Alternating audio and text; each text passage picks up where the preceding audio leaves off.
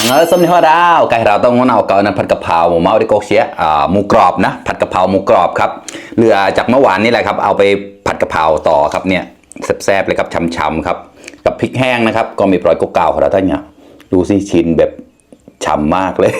มากินด้วยกันนะครับเรื่องชินก็มุจอเราตาเยอะนะกลางวิเชียที่ปอมอะไรมาประดานะไลฟ์เพื่อนสมฮอตก็ตั้งตัวหนกๆแล้วไพเดอร์ไลเดอร์แชร์กันมาต่อนะฝากกดไลค์กดแชร์ด้วยนะครับเพื่อนๆไก่ต่อที่เปิดลิงเชียร์หนุ่มนะเชียร์กับมุจอหนุ่มกล่ะเพราะว่าซื้อมาแพงอยู่นะร้านได้แดงอย่างนี้ดิเชียร์แบร์ต่อแล้วนั่นไงก็เชียร์วอยนะถึงวันเอาก็ที่ฮะแน่แต่ได้เชียร์กระเป๋านะผัดกะเพรานะเมื่อวานก็คือลองกินดูเปล่าๆครับกับน้ำจิ้มเขาวันนี้ก็เลยเอามาผัดกะเพราครับแซ่บๆด้วยกันเลยครับมาครับชิ้นโตๆใหญ่ๆแบบนี้เลยครับมาคำโตๆหมอกโตๆไก่ตาโนรัตอ่ะอร่อยเข้มข้นผัดเองอร่อยเองขนาดใกล้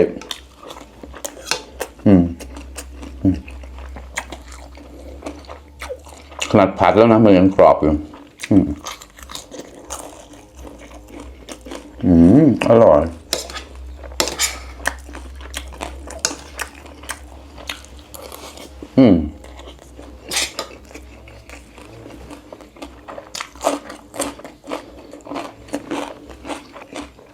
คอแล้วอร่อยมาก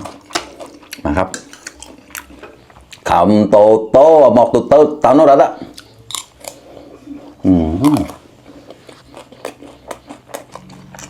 เผ็ดจัดจ้านมากเรา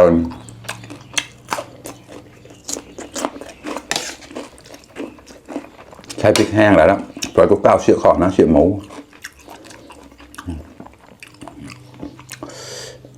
น่ากินไหมครับนี่ก็ไต่มันจอดผัดกะเพราหมูกรอบคนที่ชื่อในคอมเมนต์นี่แล้วกันนะ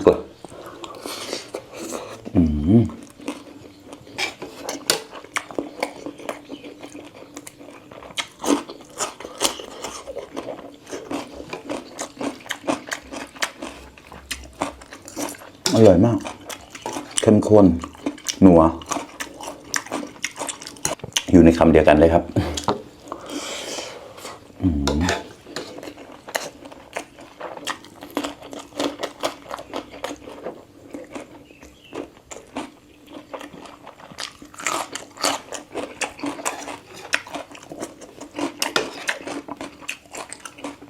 เนี่ยหมูกรอบไปเชื่อปากเดี๋ยวแม่เราแล้วขำโตหมอกโตตั้งแล้วนะ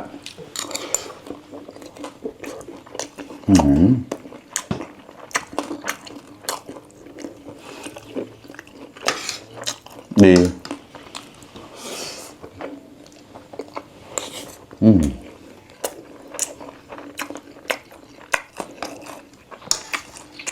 ร้านมาต่อเชียร์แบร์ต่อ